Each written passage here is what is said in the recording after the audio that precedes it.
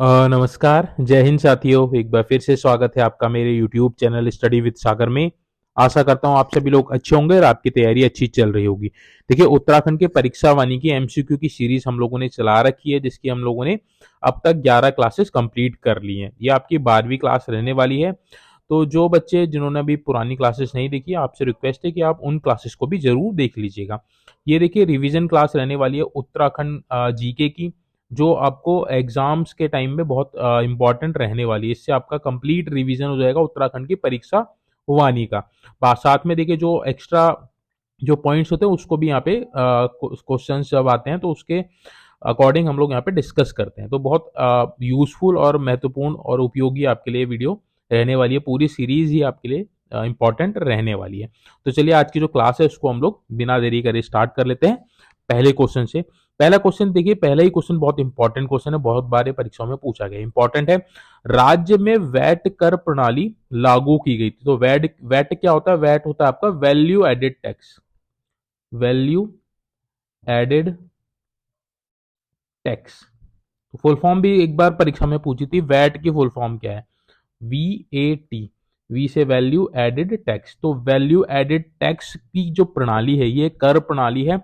उत्तराखंड में कब ये लागू हुई थी? तो ये आपकी उत्तराखंड में 1 अप्रैल 2005 में लागू हुई थी। तो ये डेट आपने याद रखनी, 1 अप्रैल 2005 में। तो जो आपका वैल्यू एडेड टैक्स जो होता है, इस प्रणाली में क्या होता है कि कर की कुल 3 दरें होती हैं। कितनी दर होती हैं? 3 दर होती है। तो आपको ये भी याद रखना है, दरें कितनी होती हैं? 3 दरें होती हैं। और जो वैट है, ये आपका क्या है? सेल्फ असिस्टमेंट आपका कर है। कौन सा कर है? सेल्फ असिस्टमेंट। सेल्फ असिस्टमेंट टाइप का ये आपका कर है। तो इतने पॉइंट्स आपको इससे याद रखने हैं। एक क्वेश्चन ये भी पूछता है कि उत्तराखंड में जीएसटी कब लागू हुआ था? तो उत्तराखंड में जीएसटी कब लागू हुआ था? 1 जुलाई 2017 को उत्तराखंड में जीएसटी लागू हुआ था। ठीक है, तो इतने पॉइंट्स आपको याद रखने हैं। तो वैट कर प्रणाली कब लागू हुई थी? 1 अप्रैल 2005 को लागू हुई थी उत्तराखंड में। आगे बढ़ते हैं, अगला क्वेश्चन। अगला क्वेश्चन आपका देखिए, द्वितीय है, राज्य में कर राजस्व का राज्य में कर राजस्व का सबसे बड़ा कर स्रोत कौन सा है? यानी कि उत्तराखंड में सबसे ज्यादा जो राजस्व प्राप्त होता है, यानी कि कर जो प्राप्त होता है, वो है किस फील्ड से प्राप्त होता है? किस कर से प्राप्त होता है? तो ये आपको होता है वाणिज्य कर, जिसको कॉमर्शियल टैक्स भी बोला जाता है। कॉमर्शियल टैक्स से सबसे ज्यादा राजस्व प्राप्त होता है उत्तराखंड राज्य को। ठीक है, आगे बढ़ते हैं, अगला क्वेश्चन देख ले। उत्तराखंड को विशेष राज्य का दर्जा दिया गया।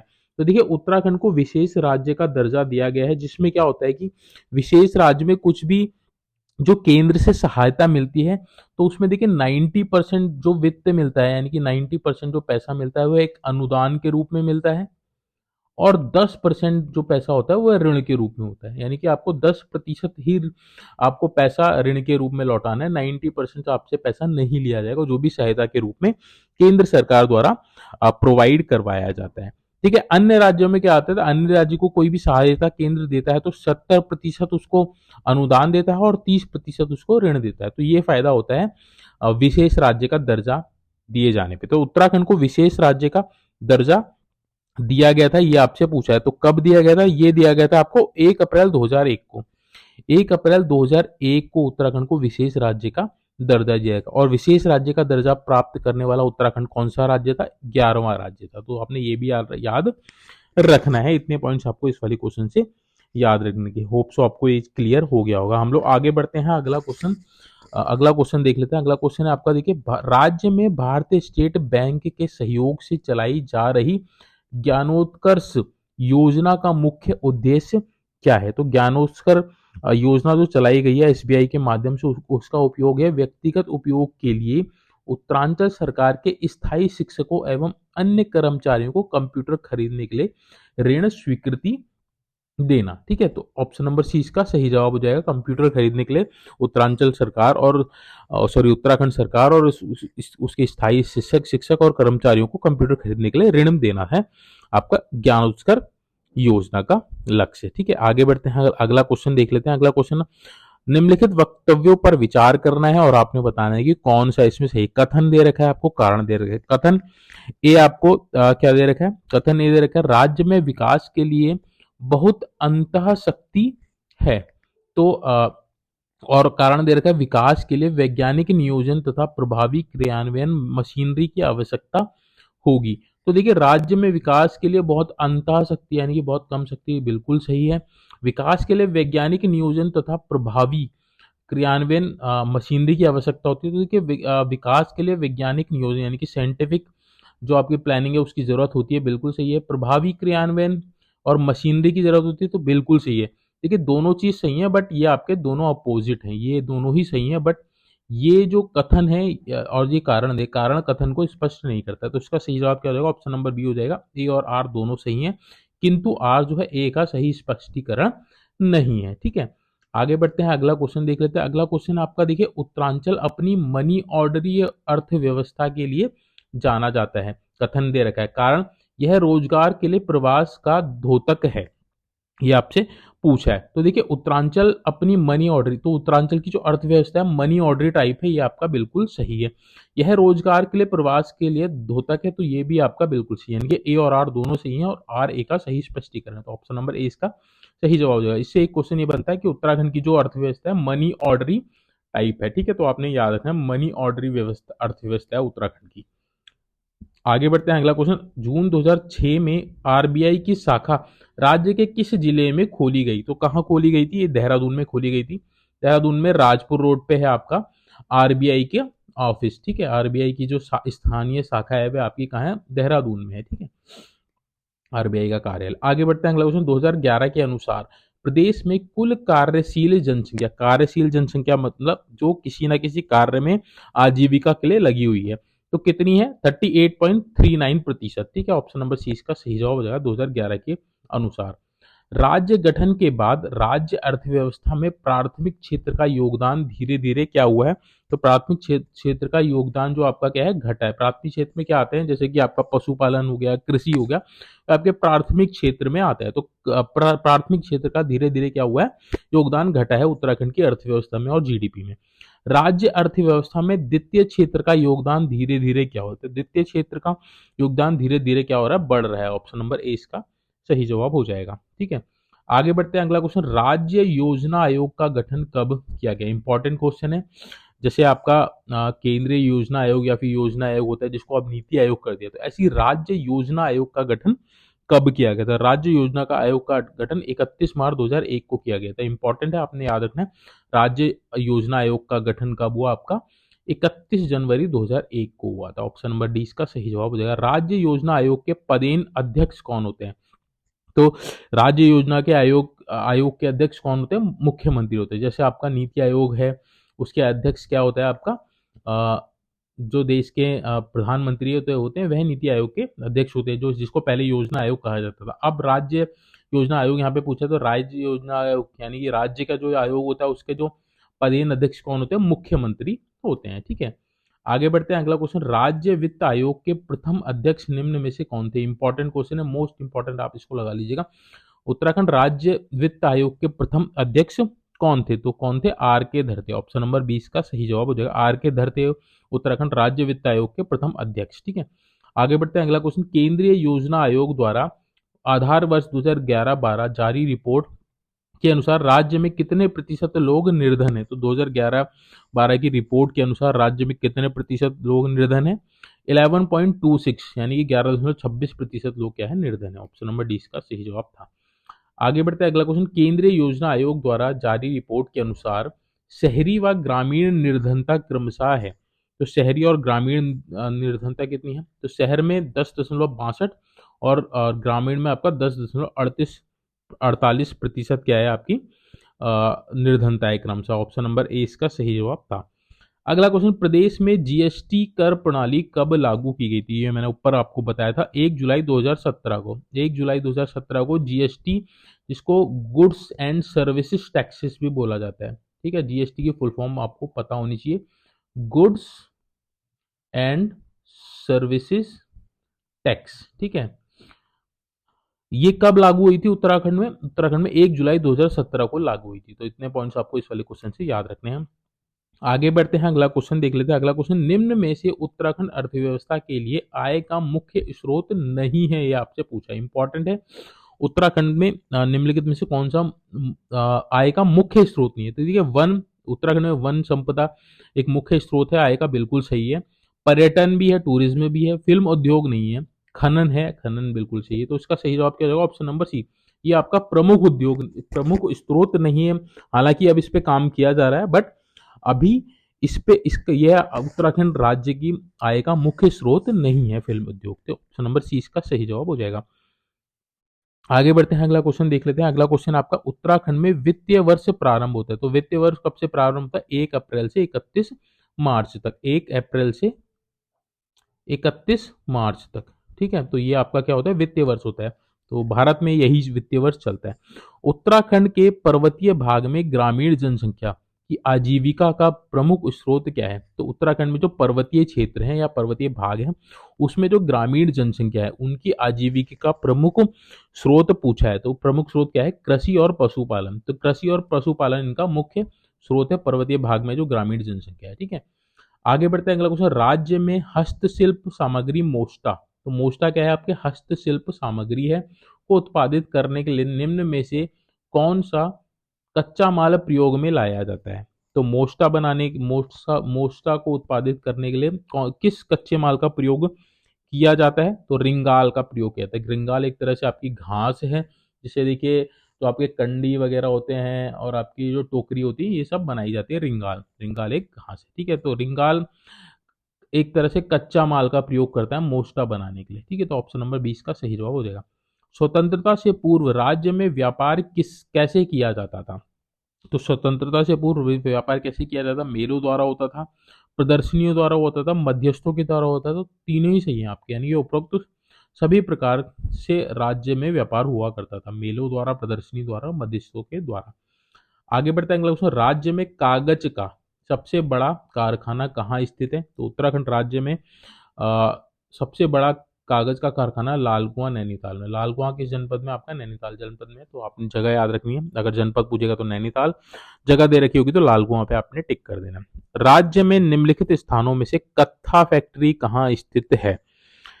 तो उत्तराखंड राज्य में कत्था फैक्ट्री कहाँ है? हल्द्वानी नैनीताल में। हल्द्वानी में आपकी कत्था फैक्ट्री जो आपका नैनीताल जनपद में। ऑप्शन नंबर 20 का सही जवाब हो जाएगा। आगे बढ़ते हैं, अगला क्वेश्चन, पिथौरागढ़ से 165 किलोमीटर दूरी पर स्थित वह स्थान जहां ऊनी वस्तुएं जैसे शॉल, कालीन, कंबल, पंखी, पश्मीना, दुसाले आदि मिलती हैं। तो पिथौरागढ़ में जो मुंशियारी है, मुंशियारी जो क्षेत्र है, वहां पे ये जो आपकी शॉल, कालीन, कंबल, पंखी, पश्मीना, इन वस्तुओं का निर्माण होता है और इनका व्यापार भी होता है। ठीक है, तो ऑप्शन नंबर सी इसका सही जवाब हो जाएगा। आगे बढ़ते हैं, अगला क्वेश्चन देख लेते हैं। अगला क्वेश्चन है आपका, देखिए, उत्तरांचल राज्य के सृजन के समय 11वें वित्त आयोग ने इसे निम्नांकित राज्य का दर्जा दिया था। तो क्या कहा था? विशेष वर्ग का राज्य कहा था। तो ऑप्शन नंबर सी इसका सही जवाब हो जाएगा, विशेष वर्ग का राज्य, यानी कि विशेष राज्य का दर्जा दिया गया था 11वें वित्त आयोग द्वारा। तो किस वित्त आयोग द्वारा? 11वें वित्त आयोग द्वारा दिया गया 2000 में, जब उत्तराखंड का राज्य का सृजन हुआ था। ठीक है, आगे बढ़ते हैं, अगला क्वेश्चन देख ले। अगला क्वेश्चन आपका देखिए, कुमाऊं मंडल विकास, एक तरफ आपको क्या दे रखा है, एक तरफ आपको कुछ स्थान कुछ वो दे रखे हैं, इकाइयां दे रखी हैं, और दूसरी तरफ आपको जनपद दे रखे। तो आपने बताना है कि ये कहाँ, ये इकाइयां जो है कहाँ पे स्थित हैं, ये आपने बताना है। ठीक है, तो देखिए, कुमाऊं मंडल विकास निगम का आपका कार्यालय अगर पूछा जाए तो कहाँ है आपका? जीबी पंत, चीनी मिल, एचएमटी घड़ी और बीएचईएल का ऑफिस कहाँ है? तो एचएमटी तो आपका रानी बाग में हो गया। ठीक है, बीएचईएल की बात करें तो बीएचईएल आपका कहाँ है? हरिद्वार में हो गया। ठीक है, अगर हम बात करें कुमाऊं मंडल विकास निगम, तो कुमाऊं मंडल विकास निगम की अगर हम बात करें तो कुमाऊं मंडल विकास निगम आपका कहाँ पर है? ये आपका किच्छा, सॉरी, अगर हम बात करें कुमाऊं मंडल विकास निगम की, तो कुमाऊं मंडल विकास निगम का कहाँ है? आपका नैनीताल में है। ठीक है, और जीबी पंत चीनी मिल की अगर हम बात करें तो चीनी मिल आपका कहाँ है? किच्छा में है। ठीक है, तो ऑप्शन क्या बना आपका? 3421 ऑप्शन नंबर डी इसका सही जवाब हो जाएगा, यानी कि कुमाऊं मंडल विकास केएमवीएन का ऑफिस आपका कहाँ है? नैनीताल में है। जीबी पंत मिल कहाँ है? आपकी किच्छा में है। एचएमटी आपका का ऑफिस कहाँ है? रानी बाग में है। और बीएचईएल का आपका हरिद्वार में है। ठीक है, तो ऑप्शन नंबर डी इसका सही जवाब हो जाएगा। आगे बढ़ते हैं, अगला क्वेश्चन देख लेते हैं। राज्य के अधिकांश कागज मिल कहाँ है? तो अधिकांश कागज मिल कहाँ है? उधम सिंह नगर में ही है। अल्मोड़ा के झिरोला व पिथौरागढ़ के चंडाक में निम्न में से किसके कारखाने हैं? तो अल्मोड़ा झिरोला एक जगह पड़ती है अल्मोड़ा में, चंडाक एक जगह पड़ती है पिथौरागढ़ में। तो यहाँ पे किसके हैं? मैग्नेसाइट के कारखाने। ऑप्शन नंबर डी इसका सही जवाब हो जाएगा। कत्था उद्योग के लिए जाना जाता है। कत्था उद्योग के लिए क्या जाना जाता है? हल्द्वानी जाना जाता है। Option number B. देहरादून में आरबीआई की शाखा स्थापित की गई थी। तो ये क्वेश्चन हम लोगों ने पहले भी डिस्कस किया था। जून 2006 में स्थापित की गई थी आरबीआई की शाखा। ठीक है, आगे बढ़ते हैं, अगला क्वेश्चन। राज्य की सबसे पुरानी सूती वस्त्र मिल, इंपॉर्टेंट क्वेश्चन है। राज्य की जो सबसे पुरानी सूती वस्त्र मिल कहाँ है? आपकी काशीपुर उधम सिंह नगर में है। राज्य में पर्वतीय एवं दूरस्थ क्षेत्र हेतु विशेष एकीकृत औद्योगिकी प्रोत्साहन नीति 1 अप्रैल 2008 को लागू की गई थी। यह नीति लागू रहेगी, कब तक लागू रहेगी ये आपसे पूछा है। तो इसका सही जवाब ऑप्शन नंबर ए 31 मार्च 2018 तक अब इसको एक्सटेंड कर दिया गया। ठीक है, आगे बढ़ते हैं, अगला क्वेश्चन। निम्न में से कौन औद्योगिक क्षेत्र सिडकुल द्वारा विकसित नहीं है? तो सिडकुल आपने बताना है कि कहाँ पे नहीं है। किसी पंतनगर में सिडकुल है, कोटद्वार में भी है, हरिद्वार में है, काशीपुर में आपका सिडकुल नहीं। तो ऑप्शन नंबर डी इसका सही जवाब हो जाएगा।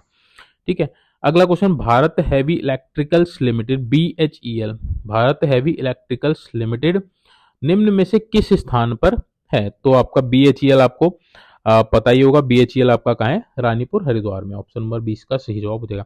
हिंदुस्तान मशीन टूल्स यानी कि HMT, ठीक है, हिंदुस्तान मशीन टूल्स की इकाई निम्न में से किस स्थान पर है?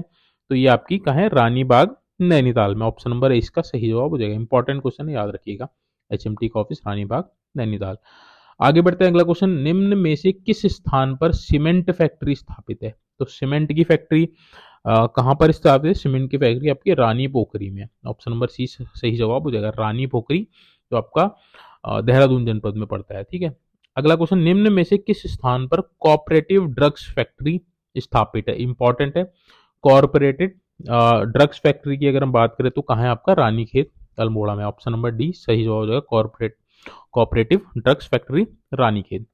आगे बढ़ते हैं, अगला क्वेश्चन। राज्य का अधिकांश सीमेंट फैक्ट्रियां केंद्रित है। तो अधिकांश सीमेंट फैक्ट्रियां कहाँ है? ये देहरादून में ही। ऑप्शन नंबर सी। निम्न उद्योग व स्थान में कौन सुमेलित नहीं है? ये आपसे पूछा है। तो हिंदुस्तान बायोटेक्स ऋषिकेश में, बिल्कुल सही है। ऑर्डिनेंस फैक्ट्री रायपुर देहरादून में, बिल्कुल सही। इलेक्ट्रॉनिक्स उद्योग आपका लैंसडाउन में, बिल्कुल सही है। आपका वेफसीन कारखाना आपका रानीखेत में नहीं है। तो ऑप्शन नंबर डी इसका सही जवाब हो जाएगा। आगे बढ़ते हैं, अगला क्वेश्चन देख लेते हैं। अगला क्वेश्चन आपका। निम्नलिखित उद्योग व स्थानों में कौन सुमेलित नहीं है? आपसे पूछा है। ठीक है, तो ऊनी वस्त्र उद्योग नैनीताल, बिल्कुल सही है। कालीन उद्योग पिथौरागढ़, बिल्कुल सही है। ताम्र उद्योग अल्मोड़ा में, सही है बिल्कुल। और कत्था उद्योग आपका देहरादून में, ये आपका गलत है। कत्था उद्योग आपका देहरादून में नहीं है। ठीक है, ऑप्शन नंबर डी इसका सही जवाब हो जाएगा। आगे बढ़ते हैं, अगला क्वेश्चन। हस्तशिल्प व हथकरघा के विकास हेतु क्राफ्ट डिजाइन केंद्र, तो हस्तशिल्प एवं हाथकरघा के विकास हेतु क्राफ्ट डिजाइन केंद्र की स्थापना की गई है। तो ये कहाँ की गई है? ये की गई है आपकी काशीपुर उधम सिंह नगर में 41, यानी कि हस्तशिल्प और हथकरघा का क्राफ्ट डिजाइन केंद्र है आपका काशीपुर में। राज्य में सिल्क पार्क की स्थापना की जा रही है। इंपॉर्टेंट क्वेश्चन है।